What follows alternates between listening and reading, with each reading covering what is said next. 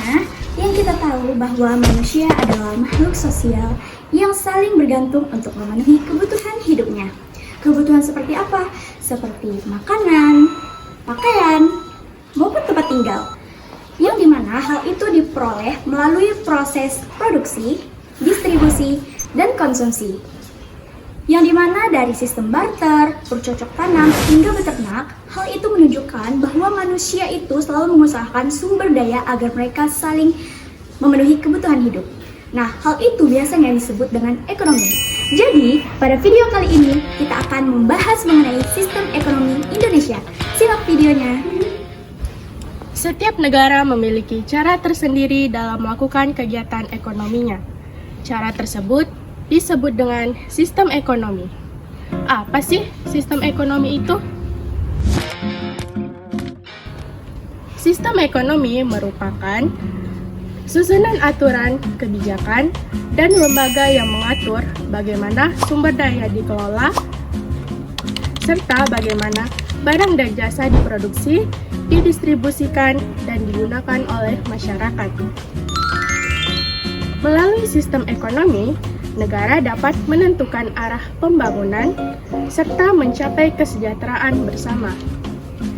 Di Indonesia sendiri, sistem ekonomi dijalankan berdasarkan nilai-nilai Pancasila yang menjadi dasar dalam setiap kebijakan ekonomi.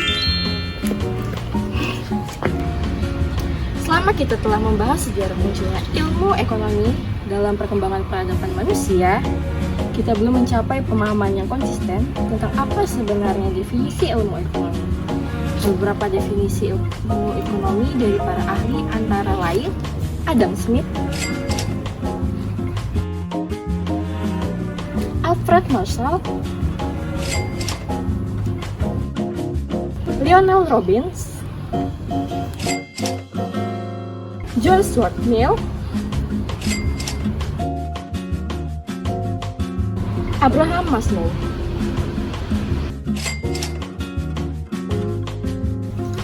Menurut Adam Smith, menggambarkan ekonomi sebagai ilmu kekayaan atau ilmu yang khusus mempelajari sumber-sumber kekayaan suatu bangsa dengan fokus pada penyebab material dari kemakmuran seperti hasil industri, pertanian, dan sejenisnya.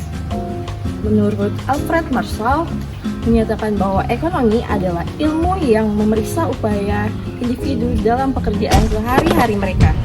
Ilmu ekonomi membahas kehidupan manusia sehubungan dengan cara mereka memperoleh dan mengelola pendapatan mereka.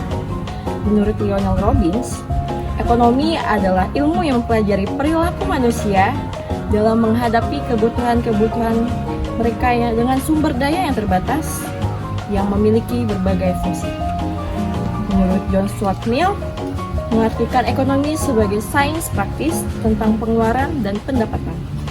Menurut Abraham Maslow, mendefinisikan ekonomi sebagai bidang kajian yang berusaha memecahkan masalah kebutuhan dasar mereka melalui pengalokasian sumber daya ekonomi dengan prinsip dan teori tertentu dalam sistem ekonomi yang dianggap efektif dan efisien. Sistem ekonomi di Indonesia adalah sistem ekonomi Pancasila yang berlandaskan nilai-nilai Pancasila dan diatur Undang-Undang Dasar 1945, khususnya Pasal 33. Sistem ini menekankan asas kekeluargaan dan demokrasi ekonomi, di mana negara berperan sangat penting dalam mengatur cabang produksi yang terpenting, serta mengelola sumber daya alam untuk kemakmuran rakyat. Dengan demikian, sistem ekonomi Indonesia merupakan sistem campuran yang menggabungkan peran pemerintah dan swasta untuk mewujudkan kesejahteraan dan keadilan sosial.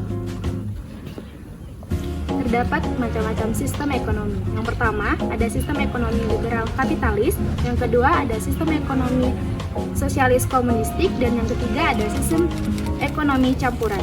Indonesia menganut sistem ekonomi campuran yang disesuaikan dengan nilai-nilai Pancasila. Pada dasarnya, Unsur sistem ekonomi Indonesia berakar pada Pancasila dan Undang-Undang 1945, sehingga sering disebut dengan sistem ekonomi Pancasila. Sistem ini merupakan tidak murni kapitalis maupun sosialis, melainkan campuran yang disesuaikan dengan nilai-nilai bangsa Indonesia. Berikut merupakan unsur-unsur sistem ekonomi. Yang pertama adalah unsur landasan ideal atau Pancasila. Pancasila menjadi dasar nilai dalam penyelenggaraan ekonomi nasional. Unsur nilai yang terkandung yaitu pertama, ketuhanan, yang berarti aktivitas ekonomi harus beretika dan bermoral.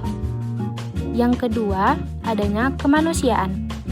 Tidak boleh ada eksploitasi manusia. Yang ketiga, adanya persatuan ekonomi untuk kepentingan nasional. Yang keempat, adanya kerakyatan, demokrasi ekonomi.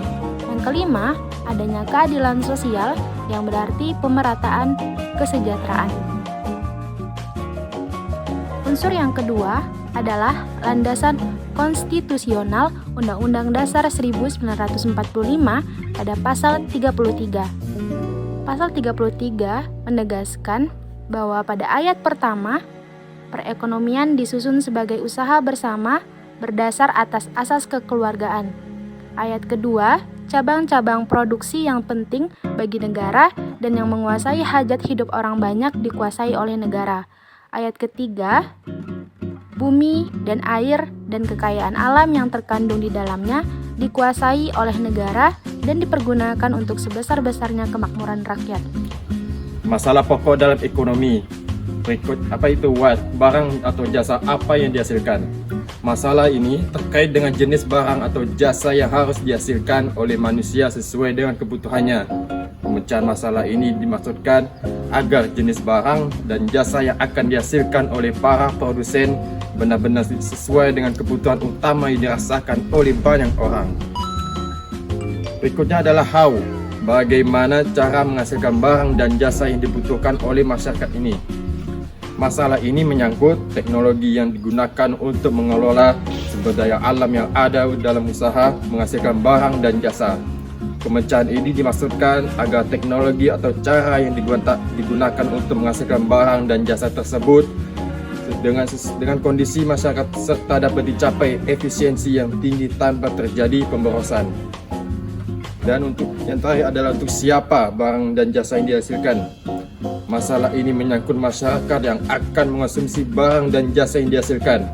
Pemecahan masalah ini dimaksudkan agar semua kelompok atau lapisan masyarakat sebagai konsumen dapat terpenuhi kebutuhannya. Ini berarti kegiatan untuk menghasilkan barang dan jasa itu harus juga memperhatikan kebutuhan dari setiap kelompok atau lapisan masyarakatnya. Contoh dari barang atau jasa apa yang harus dihasilkannya.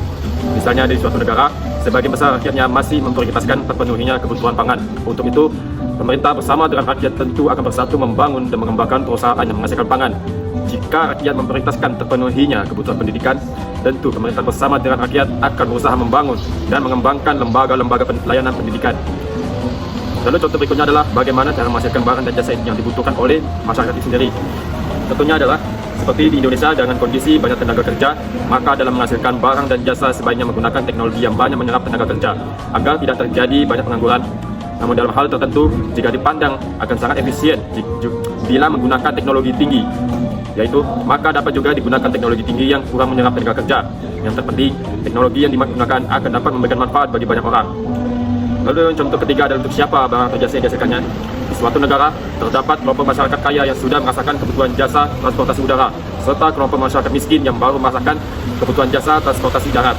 Dalam hal ini, pemerintah di samping membangun sarana transportasi udara juga harus membangun sarana transportasi darat agar kebutuhan kedua kelompok masyarakat itu sama-sama terpenuhi. Contoh kasus yang ada di Indonesia. Yang pertama adalah kebijakan subsidi untuk menjaga stabilitas ekonomi. Yang kedua adalah program pemberdayaan UMKM. Dan yang ketiga adalah kebijakan fiskal dan moneter dalam stabilitas ekonomi. Halo semuanya, jadi kita akan membahas mengenai kasus sistem ekonomi Indonesia. Nah, yang pertama tadi sudah dibilang bahwa ada kebijakan subsidi untuk menjaga stabilitas ekonomi. Nah, subsidi itu bantuan dari pemerintah buat masyarakat. Supaya apa sih? Supaya harga barang tidak terlalu mahal dan agar tidak terjadinya inflasi. Contohnya seperti subsidi BBM, subsidi listrik, bahkan subsidi pupuk untuk para petani. Nah, kenapa sih penting? Karena kalau harga BBM atau listrik naik drastis, harga barang lain juga ikut naik. Itu bisa bikin inflasi dan ekonomi jadi nggak stabil. Jadi, tujuan subsidi itu menjaga harga tetap terjangkau dan membantu masyarakat kecil biar ekonomi tetap stabil. Dan nggak kaget, tapi subsidi juga butuh dana yang besar dari negara. Jadi harus diatur dengan bijak supaya nggak bikin anggaran jebol. Nah, yang kedua adalah program pemberdayaan UMKM. Nah, UMKM itu kan usaha mikro ya, kecil dan menengah. Contohnya warung kecil, pedagang online, usaha rumahan, pengrajin lokal. Nah, kenapa UMKM itu sangat penting teman-teman? Karena UMKM itu tulang punggung ekonomi Indonesia. Banyak banget masyarakat yang kerja di sektor ini. Pemerintah biasanya bantu dengan cara kasih bantuan modal, kredit usaha rakyat, bunga rendah, pelatihan bisnis, bahkan bantuan digitalisasi atau jualan online. Tujuannya adalah biar usaha kecil bisa berkembang, buka lapangan kerja, kurangi pengangguran, dan ningkatin pendapatan masyarakat. Kalau UMKM maju, ekonomi negara juga ikut kuat. Yang ketiga ada kebijakan fiskal dan moneter dalam menjaga pertumbuhan ekonomi. Kita jelasin satu persatu, yaitu yang mengenai fiskal dan moneter. Yang pertama ada fiskal. Kebijakan fiskal ini kebijakan yang diatur pemerintah lewat pajak, pengeluaran negara atau APBN. Contohnya, turunin pajak biar orang lebih banyak belanja, tambah anggaran pembangunan buat dorong ekonomi. Tujuannya ngarahin pertumbuhan ekonomi, kurangi pengangguran, serta jaga stabilitas ekonomi. Nah, yang kebijakan moneter ini diatur oleh Bank Indonesia. Nah, caranya lewat mengatur suku bunga, mengatur jumlah uang yang beredar. Contohnya, kalau inflasi naik, suku bunga dinaikkan supaya orang nggak terlalu banyak pinjam uang. Kalau ekonomi lagi lesu, suku bunga diturunkan supaya orang semangat pinjam dan usaha. Tujuannya jaga inflasi, jaga nilai rupiah, serta bantu pertumbuhan ekonomi tetap stabil.